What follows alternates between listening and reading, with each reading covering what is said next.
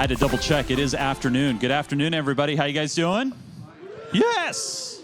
Welcome to the Geek Gamer TV stage. I'm your host, Chase Nunes, and we have a great presentation lined up for you guys here. Really, this gentleman doesn't really need an introduction, but I know a lot of you have played a lot of his games. They're out there on the floor, Bally and Williams, and it's time to turn back the clock and remember those days. Everybody, please give it up for Brian Eddy. All right, thanks everybody. So this is kind of life and times of everything I've been through. So Jerry originally asked me to kind of come do a talk, say, well, talk about your career and what you've done. And I said, do people really want to hear that? He said, yeah, come and do it. And so I started to put together this whole presentation of all the things I've kind of done in life. And then he says, well, maybe you should focus on the Williams Bally stuff, right? Because that's what, this is a pinball show and a video show, and that's what people are going to remember. So you're getting all of it, so because I already worked on it. But hopefully you'll be entertained. And if not, it's Jerry's fault. He asked for it. All right. Okay, so, a lot of this stuff is old, right, because I'm old, so it goes back many years, and I really wish we had more pictures, but I don't, so I still tried to make this as entertaining, and I did bring some props, so that'll be exciting, and I do want this to be interactive, so if anybody has any questions, especially if we stop on one of your favorite games, I'm just going to go through them all. If you have any questions, just raise your hand, walk up to the mic, ask a question. I think that'll work out better than everybody trying to remember their questions for the end. All right, so in the beginning, I told Jerry I'm going all the way back. I was born a preemie. I was only 3 pounds. I have pictures of me as I was little with a pinball. That's great. I didn't have any actual pictures, but I did find some on the internet, oddly. Yeah. And then as a toddler, my love of pinball it kept growing. I got my first game there on the left, and you can see me playing on the right. That picture on the bottom right there, that one's a little weird. I'm not sure why I had a giant portrait of myself in my room. I'd have to ask my parents about that. It was a little weird, but pinball was there right from the beginning.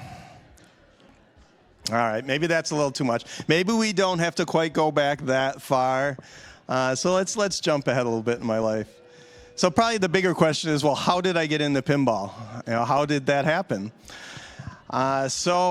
Me as a person, right, I love all types of games. And pinball was probably one of my first loves.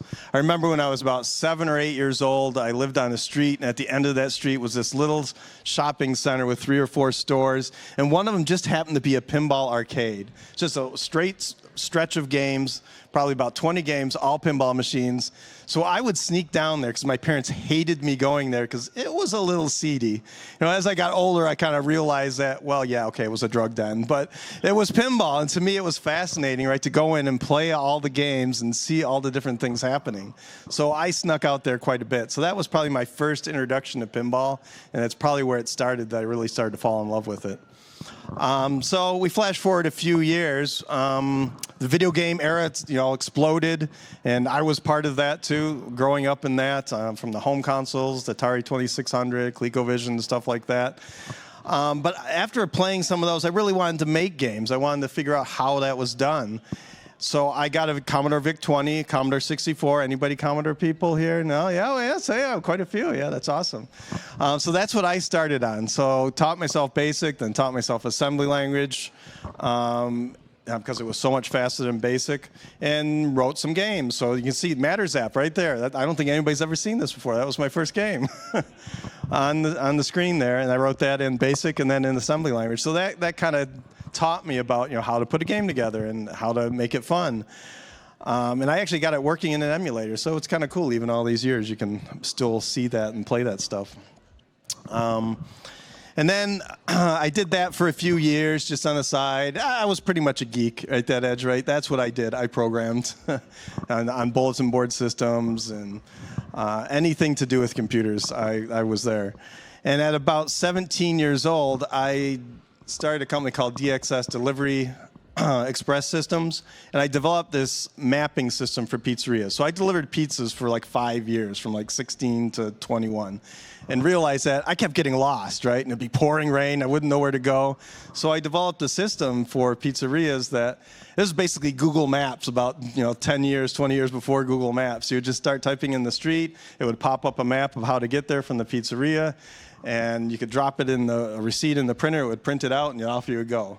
So it was actually really cool at the time, but it was an incredible amount of work. I would go get maps and hand draw them all into the computer, hundreds of them, with a CAD program I wrote to make it work, and it took forever. So I think I probably made negative money on that deal, but it was still a really cool project to get out there. And why is all that important, right? So I was actually in Chicago for the Consumer Electronics Show with a friend, because that's back when they had video games and stuff at the CES show, and it was actually in Chicago. And when we're at that stay, I happened to pick up a Sunday paper and seen an ad that said games, games, games. And I said, games, that's me, games, games, games, right? I should be part of that. And so I called them. It was a headhunter.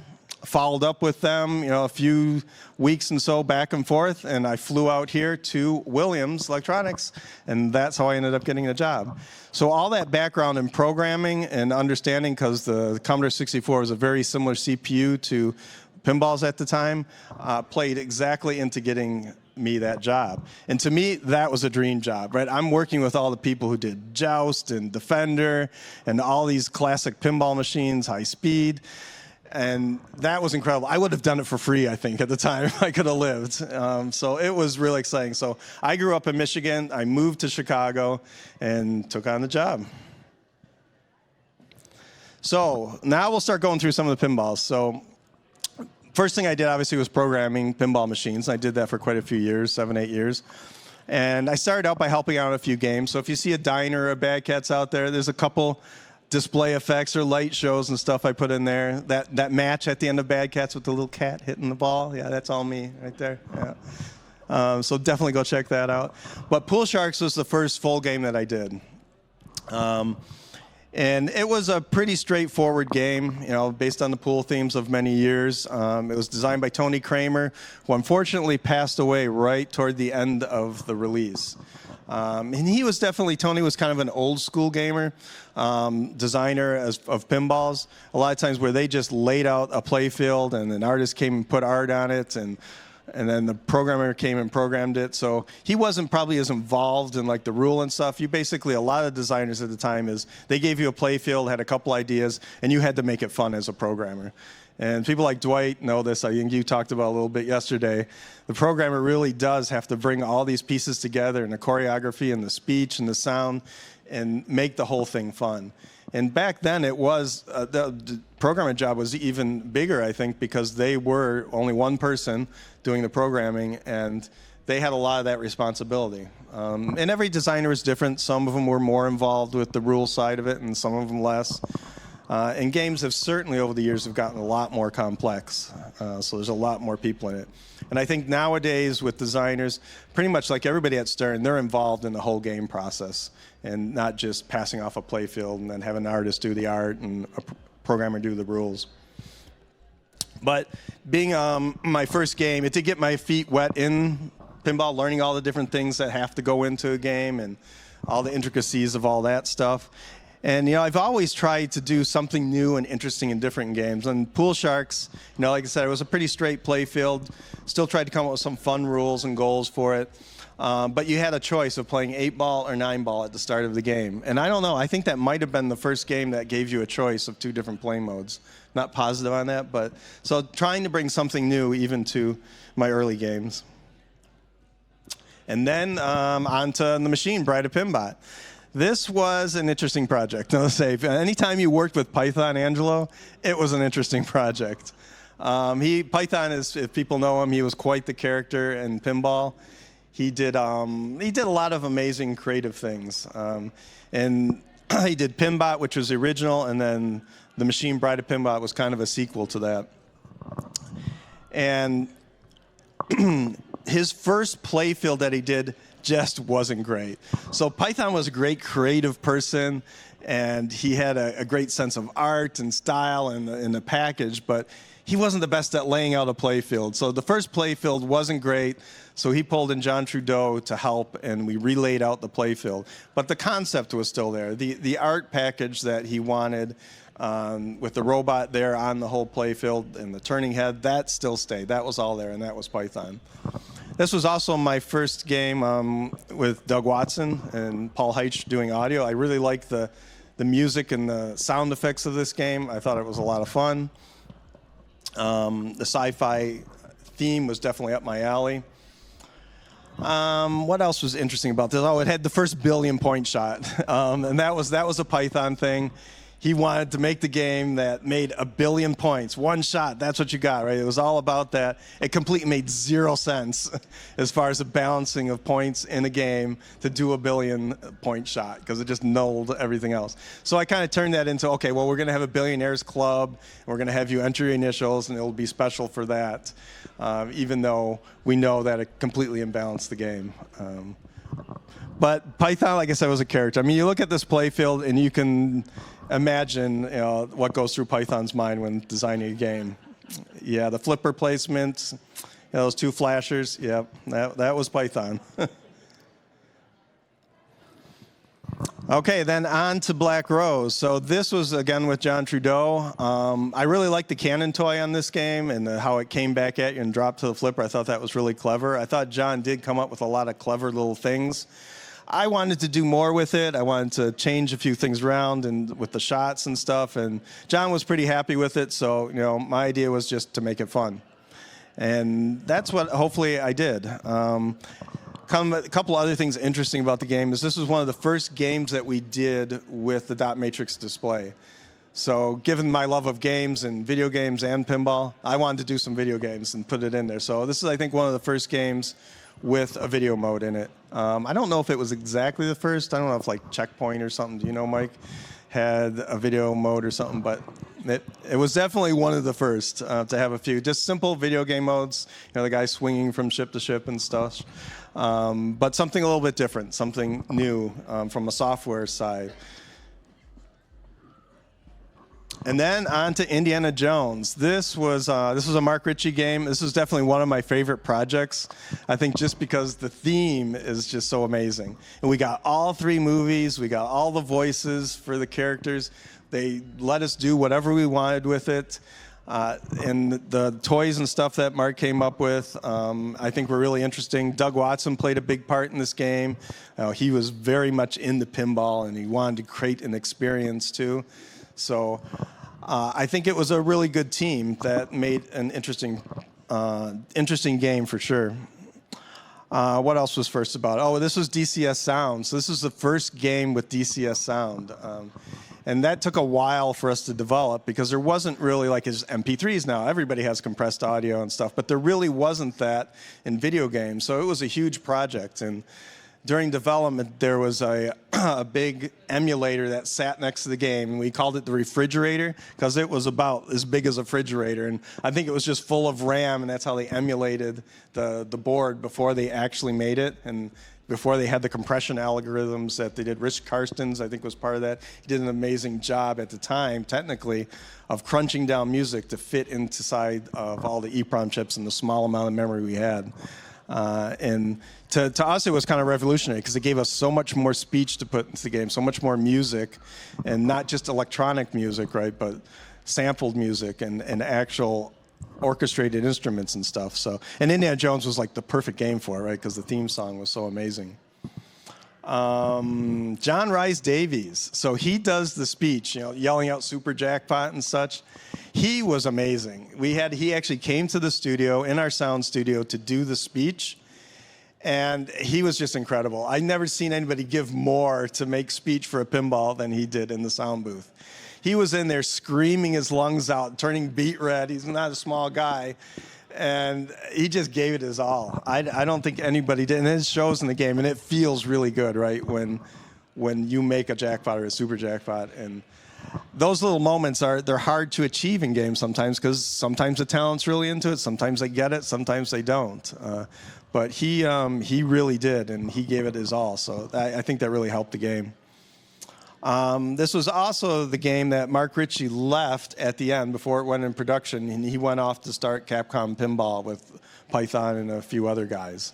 So it was a little bit orphaned at the end to get it into production, and I kind of helped a little bit to herald it along the way. There was one other thing in the game that didn't make it, and this is a prop. This is my first prop. So the drop target that was in front of the captive ball, it used to be a 3-stage drop target. So it would actually have 3 stages of 3 hits. So every hit would drop at 1 until it was all the way down. And this was a device that was in there. I thought it was really fun. It was a functional thing. You got to see it like move down as every time you hit it physically. But in the end, we ended up taking it out, and probably because of cost. But it was definitely a cool mech. And bizarrely enough, being the pack rat that I am, I still have it. So that's cool. I still think it's a neat mech, and I don't. Has anybody seen one of those on a game? A 3-step dropping target? Yeah, I haven't either. So I'm surprised somebody didn't use it eventually on a different game.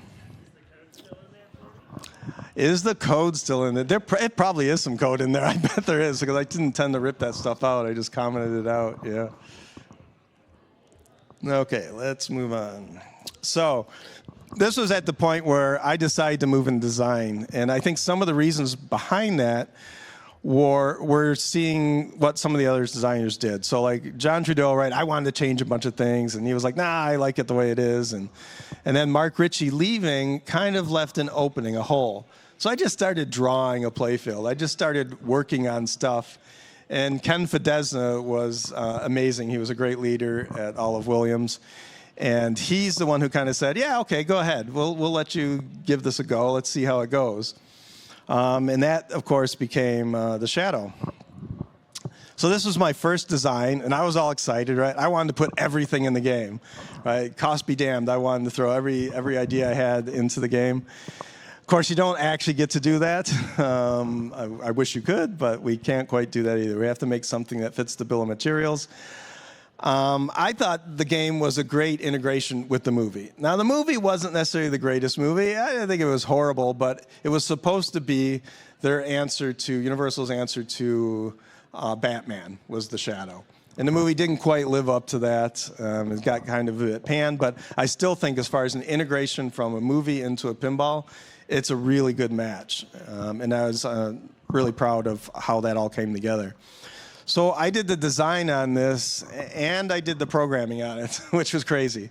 I was the only person I had to argue with was myself, and you know that gets old really fast.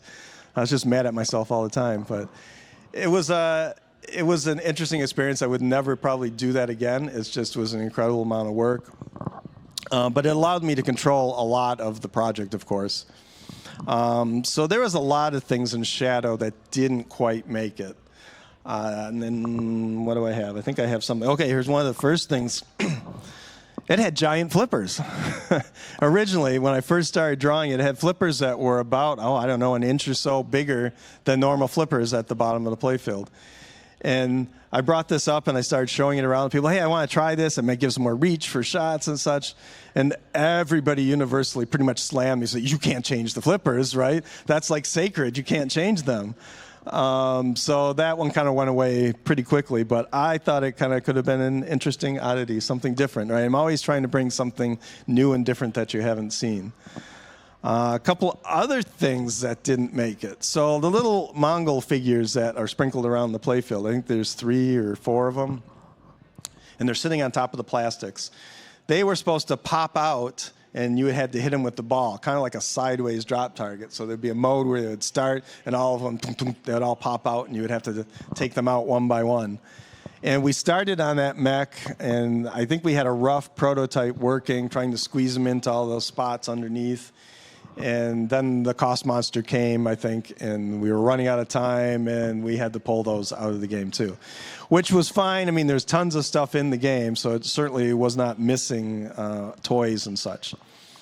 What else missed? Okay, another one, that missed is all the wire forms were tubes. Again, being the pack rat I am, I have all these.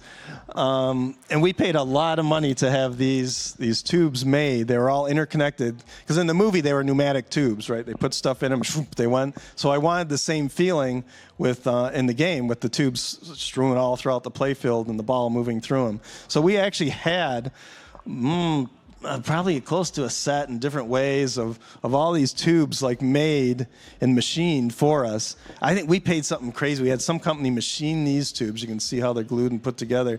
We paid like $20-some thousand. There's a lot of money back in the day, right, to have somebody make up some of these. And in the end, I think we ran out of time in trying to get the molding perfect back in the day when, nowadays you would just 3D print it and it wouldn't be a big deal. You could do multiple iterations over a few weeks.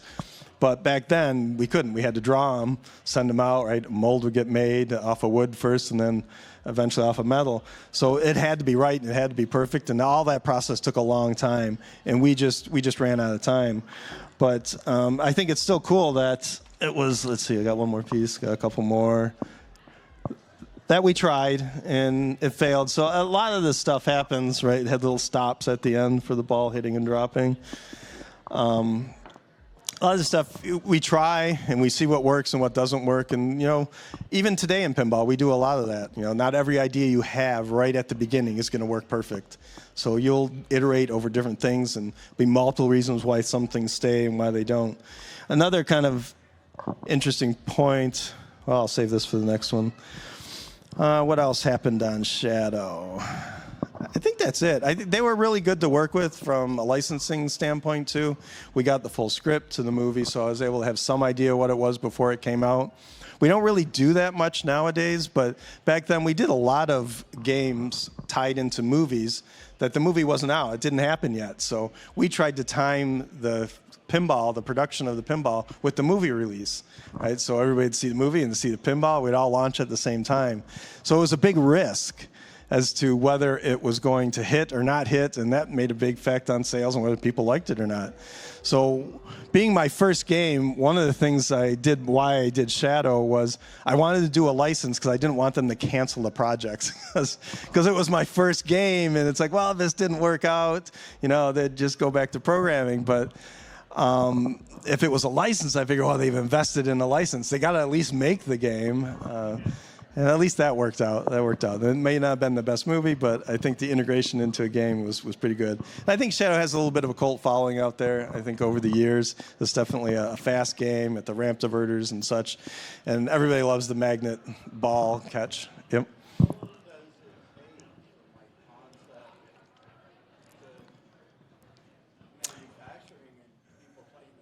Yeah, so the question was, how long does it take from start to manufacturing time?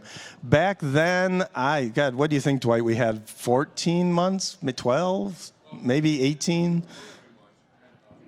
Yeah, programming about 9 months. So the whole process was anywhere from a year to a year and a half, I think. Yeah, that's actually pretty similar to nowadays, too, that timeline varies a little bit. There's just a lot more people now. Like it used to just be a small handful of people, and now it's probably 4 or 5x that. Dwight?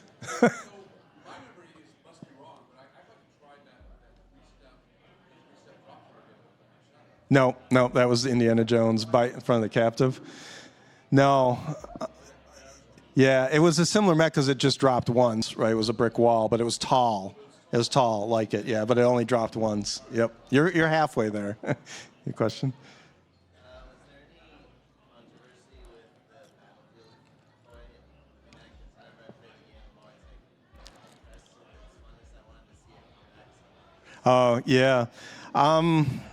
I don't know if there was really any controversy. No, it was just something new and different. I kind of started out, I kind of wanted it to be like Breakout in a ways, right? I actually originally wanted to have rows of targets that you would break through and get to the end. That was way too expensive and it was too big, couldn't fit in the space, right?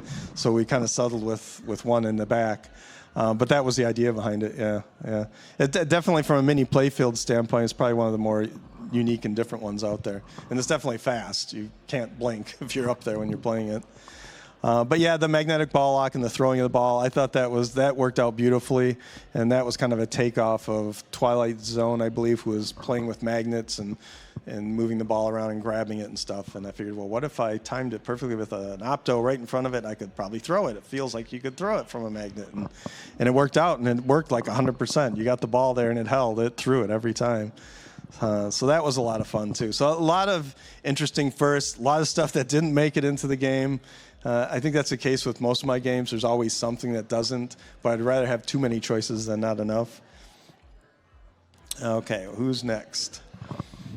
Attack from Mars. Okay, so obviously everybody knows Attack from Mars. A couple things on Attack from Mars too that were interesting. This is probably my favorite theme just because I love campy Martian movies. I watched way too many 50s campy sci-fi movies before making this game, but it definitely was all part of the feel of it.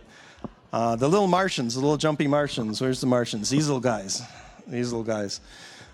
So these guys started out as one of those string toys where you'd push the bottom and he would collapse over.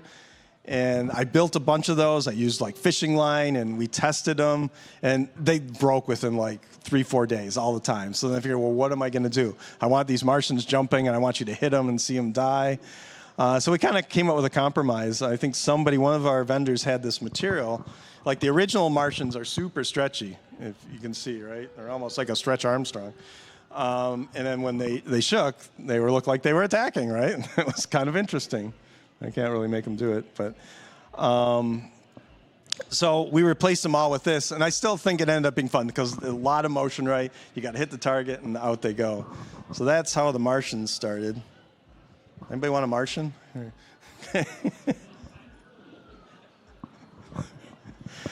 Okay, so what else on Attack from Mars? So this one's pretty cool.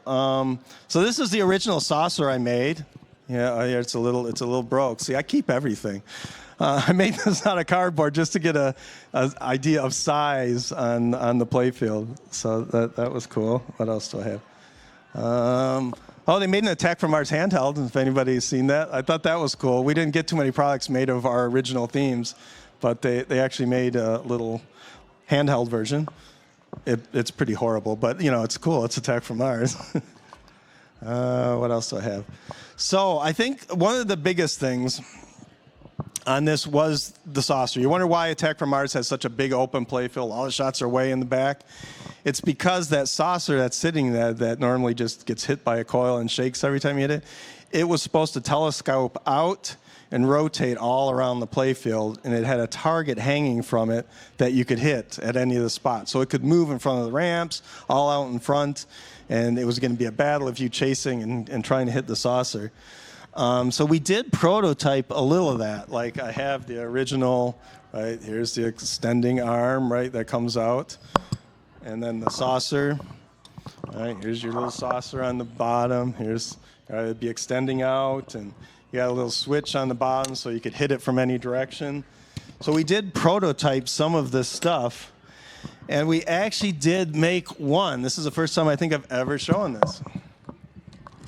So this is the one and only prototype we actually made of the saucer to coming out. Had two motors, one to move the telescopic arm in and out, and one to rotate it left and right. So it did work, kind of, but this was another one of those things of cost and time, right? We knew we didn't have time to perfect this, so we ended up having to pull it out of the game. But that is why it's so open in the front, and I think it still worked out pretty well. People seem to like the game, but I think it would have been really cool to do something like this too. And this is what obviously it ended up being, right? Much more compact, much simpler. All right, what's after that? Okay. Oh, I should also say, right, that was my first game with Lyman too, which Lyman obviously is an amazing talent in the industry, has done incredible games. This was the first game he worked on when he came to Williams from Data East. And I had programmed probably about, I don't know, probably 60, 70% of the game. So I had all the rules and the architecture and making the shots one by one and filling it up and such. And then Lyman came on, and we were talking about a bunch of stuff, and he didn't he didn't want to use any of my code. He says, no, I'm throwing it all out. I want to do it myself. So he started over completely and just re-implemented everything. But he was a great guy to throw rules back and forth with, right? Because he really understood pinball and what was important about it and the feedback and everything. And the one rule he did come up with that he added to it was strobe multi-ball. And he stayed all night one night, put this mode in, and just left it there. And people came in the next day and played it, and they were like losing their mind. It was really exciting. So he always added stuff like that. So we didn't really know that much of Lyman at that time. He wasn't as well known as a player. So it was kind of the beginning of getting to know, hey, who is this guy and what does he know about pinball? Obviously, he went on to be quite the legend. And then we stayed together and we worked on Medieval Madness. And to me, Medieval Madness was a dream team. It had all of, I think, some of the best people who were making games at the time. Greg and Yossi on the art side, right? Lyman on the programming side. Dan Forden doing the music, which he always did an amazing job for a battle game. So it's like it almost couldn't be a hit. And I think early on, you could tell. It just felt like a really good game. It looked interesting. It had the whole castle motif throughout it. And pretty much everything I wanted on this game made it. So I think maybe over the years I kind of realized the balance of, hey, here's 500 things I start with, and here's the 4 I end up with. This one, pretty much everything I wanted on it made it. The Exploding Castle almost didn't make it. And this is a great story with George Gomez. I think he's told it before, too. Is that there was a deadline, right? And management came down and said, this has to be working by tomorrow or it's off the game. And I'm like, oh, great. It's like my mechanical guy was up to his eyes and a million of the other details, so he couldn't quite get to it. I really wanted that feedback for something cool when you blow up a castle. So me and George were there, I don't know, it was like 6 or 7 o'clock at night one night, and I was telling him the story, and he says, oh yeah, I can do that. Let's say I told him, well, I want these towers just to spring back and with a coil hitting it. And he built a prototype for that thing in like 4 hours that night. He stayed with me all the way till like 2 in the morning, and he got a basic one working on foam core and cardboard tubes, I think, and we showed it to management the next day. He said, okay, we can make this. And it got onto the game. But if it wasn't for George that night, it wouldn't have made it on the game. So I definitely owe George for that. The other cool thing most people know is Tina Fey was in the game. And Tina Fey, of course, went on to great stardom. But before that, she was voice talent and writing talent on Medieval Madness. I kind of like to think that we kind of made her career. Without Medieval Madness, she'd probably be nowhere. I was pretty sure that was the launching point of her career. But she was great to work with. She was really funny. She came into the studio. She did the recording of some of the damsels and such. And she had a really good time. We hired a group of Second City people in Chicago, which is a famous comedy troupe that's in Chicago. And a bunch of the writers, so we wrote probably half of the speech in Medieval Madness, and then they came in and filled in another half. And then we used a bunch of them for voice talent because, hey, they're funny people. And that worked out really well. These are people Dan Forden knew and pulled it together. And obviously, it really added a lot to the game. Both the Attack from Mars and Medieval Madness, I don't think we knew they were going to be as beloved games when we launched them. I think it took a few years, maybe even 5, 6, 7 years of them being out there and people playing them over and over again for people to really, realize how much fun they were having. And then 20 years later, I see them still on the charts and stuff, and that's great. And they remade them and everything, so that's pretty cool. So other career stuff, that's probably the most interesting stuff to your group. But I'm telling you everything, so here we go. I did a couple other odd things there. I worked on Funhouse a little bit. I did some display effects and light shows, working with Larry and Pat on that. I did Hot Shots, which is this here. This is a novelty game. We did a few novelty games at the time at Williams and Bally. And this was based on a Hot Shot toy. I think Ken Fedezza had a relationship with some of the Rare people, and we put together this. So these are probably somewhat rare now, but you can link them together, and they're an enclosed basketball game. And I came up with a bunch of different games you can play on it, and you can choose, and you can link them together and compete and stuff. It was a fun little game. I still have one in my basement. I don't know if anybody else does, but let's see. And then Revenge from Mars which we'll get into in a bit, I didn't really have a whole lot to do with because I wasn't in pinball at the time. But I would come back and consult here and there a little bit. But it was really George Gomez and the team who made that game. I was pretty honored that they picked, Attack from Mars to do a sequel of for the very first Pinball 2000 game. Even though Pinball 2000 didn't end up surviving, it was still a really cool concept. Okay, so now we started getting in a little bit darker times, right? Pinball's not as popular. It's coming down. We're not selling as many. So I ended up leaving pinball for roughly about 20 years. So where did I go?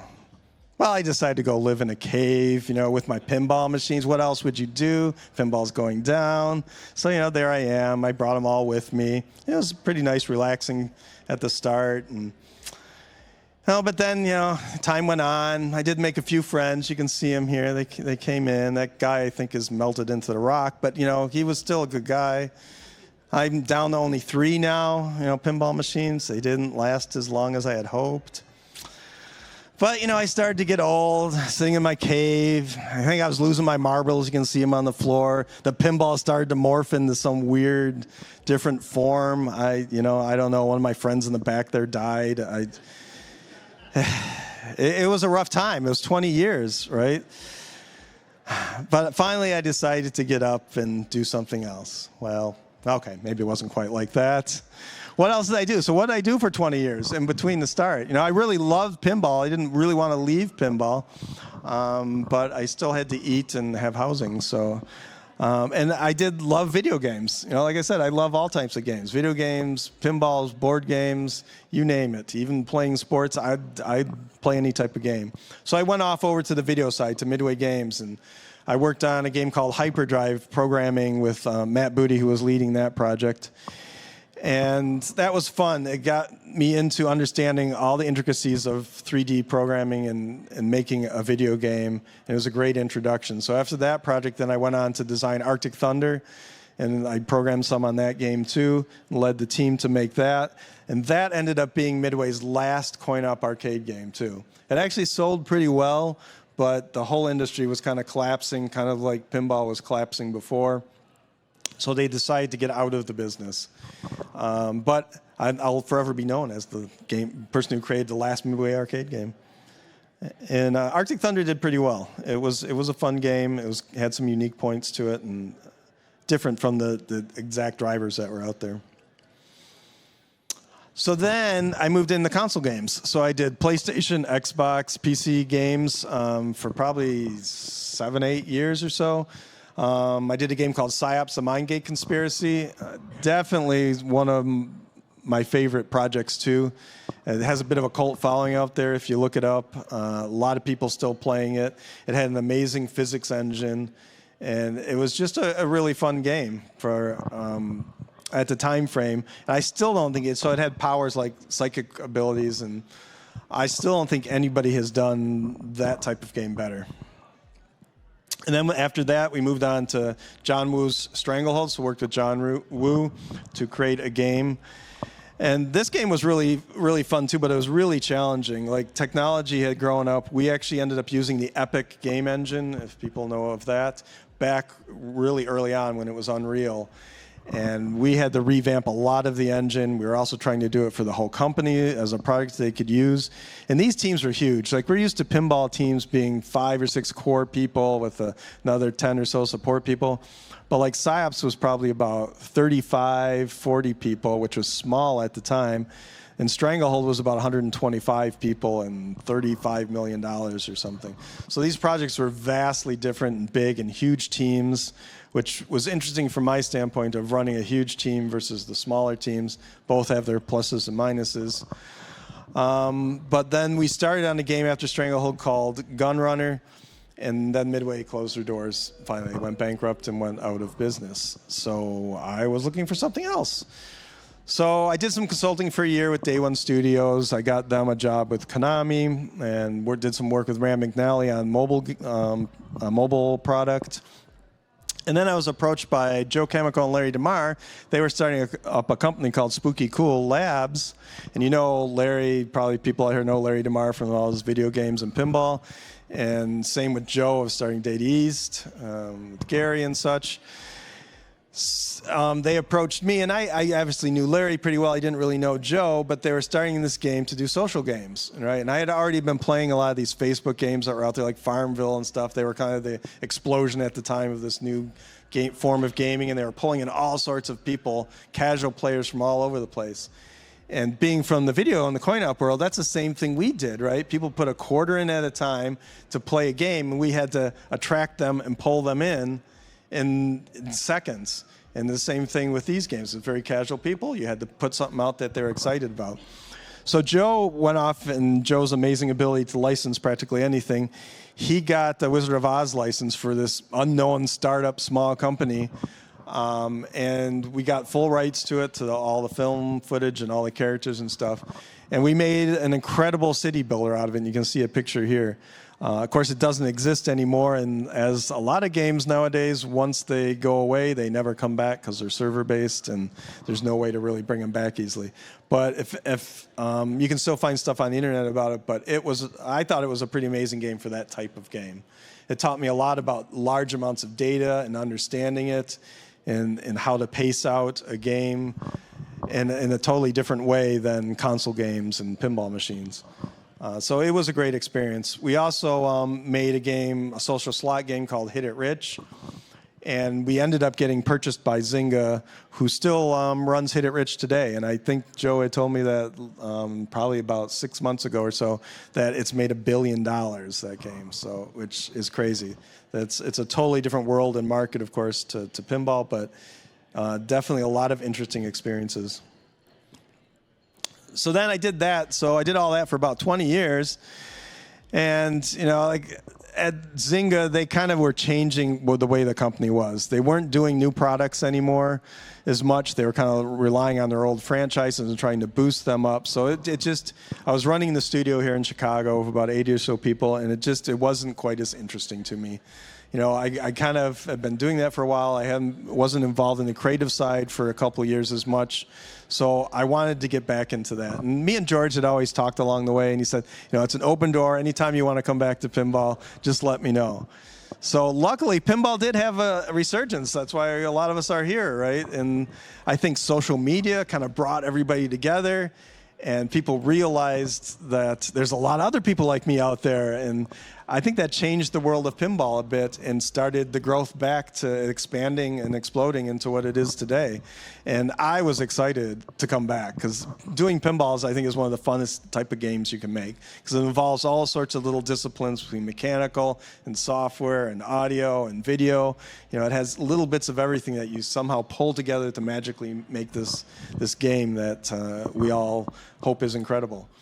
And everybody at Stern is so passionate about what they do, and that reminded me a lot of back in the Williams days. People there were just, they wanted to be there. They loved to be there. And kind of like I said, I probably would have done it for free if I could have, right? Because it's just something I enjoyed so much. So I got to return back to my original love of pinball, which is incredible. And so I've done 3 games with Stern, and I've done various talks over the years on all of these, Stranger Things, Mandalorian, and Venom. And Dwight and I now are working on our next game. So I think that's it. That's all I got. So hopefully that was somewhat entertaining. Yeah, Jerry. All right. Okay. That was a weak clap, but I'll take it. I'll take it. Is there any questions anybody has about any of the games or? Yes.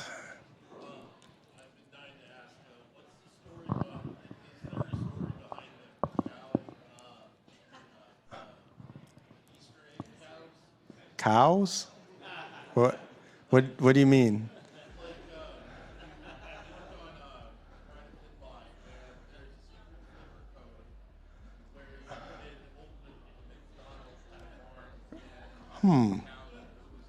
Really? You'll have to show me that. I'm not sure I know quite what that is.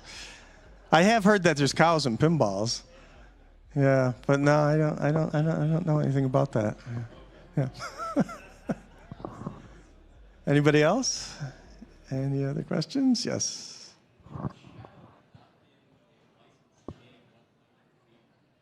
If Shadow was not a licensed game, what was the theme?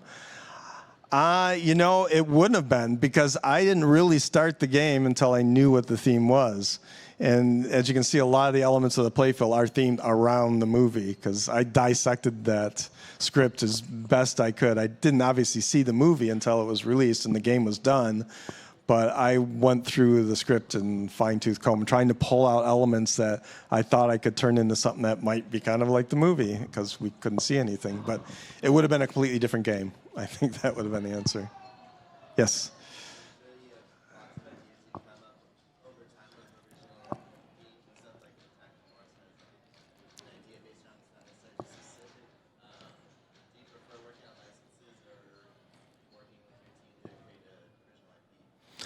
Okay, so was the question... Yeah, so is there the ability for us to make a licensed or a non-licensed IP? I'd love to make one. It's just the way the world is now. I think they're just harder to sell. And it takes a longer time for people to get attached to them and understand them. There's been a number of original games that have been done over the last 5 or so years. I don't think any of them have sold tremendously, right? Maybe they find some audience of certain people who really like it. But I would say, well, maybe there hasn't been a great one either, right? And I would love to do an original game. You have so much more freedom. Licensors control a lot of things when you do games.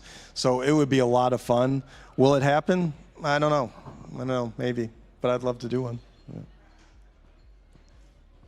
Okay. Roper. Yep. Yep, it rolled through them. That is one of the problems.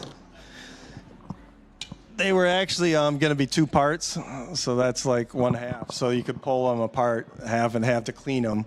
That was an issue. Very good. But we tried to think of that. I think in the end it was a little ill-fated because of that too. Because whether we could have made them pull apart like that or not. I mean, everything on the playfield was like that. This was the back to the battlefield, the entrance, I think, or exit to the battlefield. It was all made out of tubes at one point.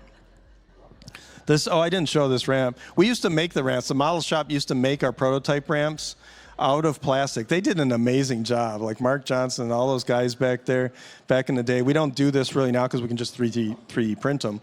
But they would cut it all out of plastic and glue it together, and we would have a prototype ramp with all the complex shapes and everything. So those guys did an amazing job. Question?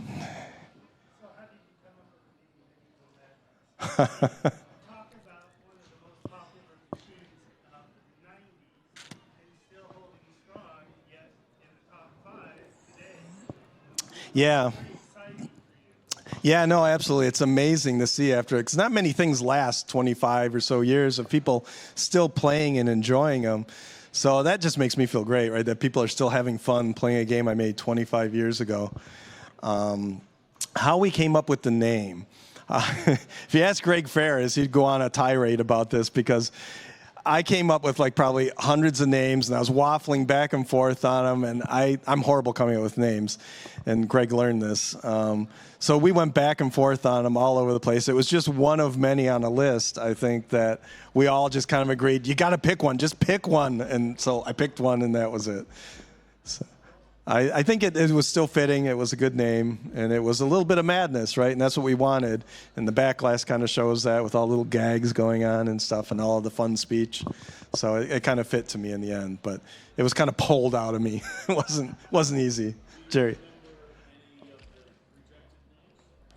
No, but I bet if I dig deep enough, I have a list of them somewhere because I save everything. Yeah. Yes?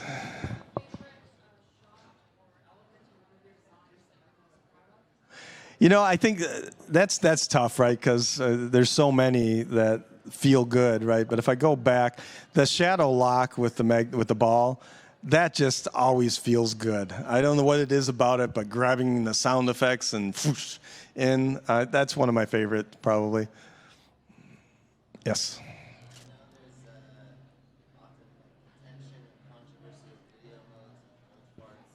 Yep. Yep.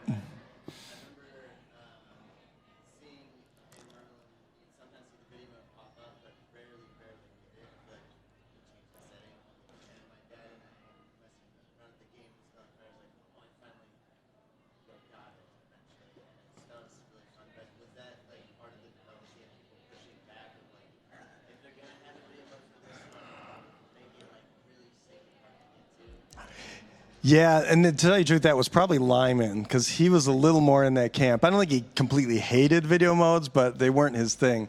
Like, I wrote the video modes in the games. Lyman didn't do them because I don't think he didn't really like them that much. So in Attack from Mars, it was a little more accessible. It's a little harder in Medieval Madness, that's probably why. But that's okay, because there's a little bit of surprise and delight and stuff, right? You don't get it all the time. Every once in a while, you get this thing that's kind of cool.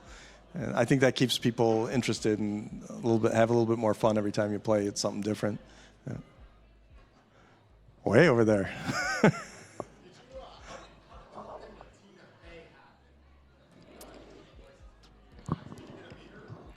Yeah, yep. So Dan Fortin, our sound guy who did that game, he actually knew a bunch of people at Second City, which is a comedy troupe in Chicago that you can go see. They still exist today. You know, they train people, and it's a lot of improv type of stuff. And it was just, he knew a bunch of people who worked there. We needed some writers to help, because we had all this memory in this game. We had like twice the amount of memory or something, I think, than the previous game. And we wanted to fill it with speech. So the team came up with like half of the speech probably, and then Dan went out and he hired a few of these guys from Second City, and she was just one of the people that we hired. So she wrote some of the speech stuff with the guys at Second City, and then we said, well, we needed voice talent for all these different characters in the game.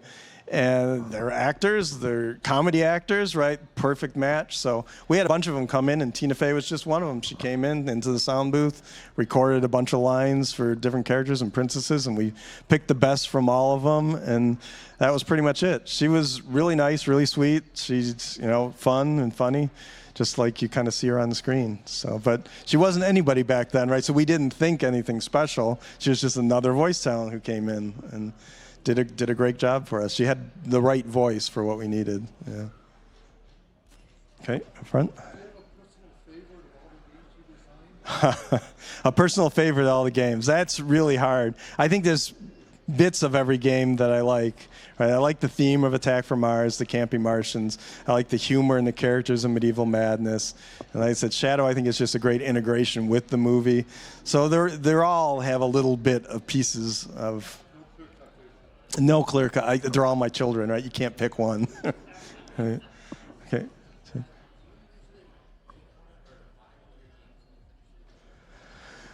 That's interesting. Now at Stern, we have to buy them. We get them at cost if we want to buy a game. But back in the day, it was kind of interesting. Back at Williams, it was a totally different world, because we would make games. We'd make 15 prototype games, and those are the games that we'd put out on location, and they'd be out on location for a month or two, testing them and seeing how they did. We'd watch the audits to see, play times and extra balls and that type of stuff, and we'd actually physically go out to locations and watch people play them. So those games would be out for probably 6 months or even a year. They would eventually come back to the factory, and the people on the design team were able to purchase them for, I don't know what it was, a few $100s back in the day. But then they were all like worn out and not clean, right? So we had to do a lot of work to get them back up to spec, but it was still pretty cool that we could get the game that we worked on for a lower cost.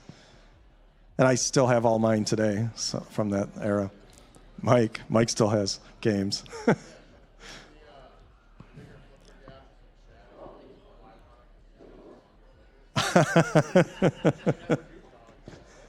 Is it bigger?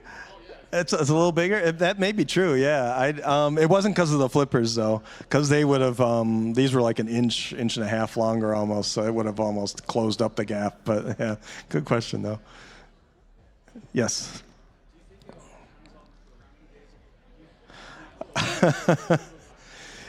For the most part, I still dabble here and there on some stuff, but. As far as doing a whole game, they're just too big. Like Dwight, how many people you have working? 3 or 4 at times? Yeah, plus there's a whole bunch of video artists, and it's a whole production now. It's not easy to just jump in and do a couple modes as it used to be. Yeah.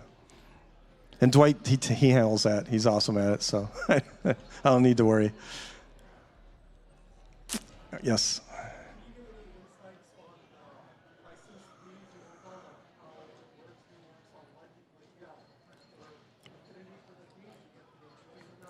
Yeah, so do we get a choice of the license and themes? I mean, sometimes we can influence them. I think George is really good about this. He wants to match teams and designers and programmers with themes that they're passionate about. Because you get the best games, right, if it's something you love. But we're also professionals, right? We're designers. And for me, if it's a theme that I'm not familiar with, I'll dive into it, right? I'll learn everything about it, and I'll make the best game I possibly can. So sometimes we get to influence that. Sometimes, some of the designers will push something, and they'll go out and they'll search for it, and maybe they'll get it. And if the rest of the company think it's a good title that could sell, then we'll get to do it. But a lot of the times, it's like, here's a list of some of the themes that we're talking about. We think we could sell. Which of these do you like? Pick one of those. And sometimes it's like, well, we have this. You have to do this. So it's all over the place. Obviously, if we got to pick everything we wanted to do, we would probably all be making really geeky basement games, I call them. But it's a mixture, right? And we generally, all the games I think I've worked on, I've really liked to do. So there wasn't any that I said, oh my God, I got to do this game. They were all pretty fun. All right, one more. So back in your Williams days, or even these days, amongst the elite designers in this pinball world, was it, or do you get a sense of, is it competition amongst yourselves, or is it more camaraderie? You know what I mean? Yep. Yeah, that's a good question. So is it more of a camaraderie or a competition between other designers? So back at Williams and Bally, it was definitely more of a competition. And I think Neil Nicastro, who ran the company at the time, he kind of loved that. He loved pitting people against each other, and whoever was the strongest won and moved on. Which to me wasn't the greatest way to work. I mean, it has its moments, but caused a lot of animosity between designers and such, and politics and stuff. To me, I just want to make a great game. I didn't really care about that other stuff. At Stern, it's completely the opposite. It is very collaborative, like you said. I think we're all rooting for each other. We're all doing what we can. If we see something, we'll tell them, hey, I think that you could do this. This might be better. We play each other's games. It's very much a different environment and way healthier, and I think makes better games. Yeah. So very different, very different. Yeah. Yes. Okay.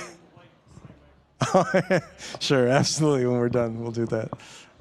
Wait, I got one more Martian. Anybody want a Martian? All right, here we go.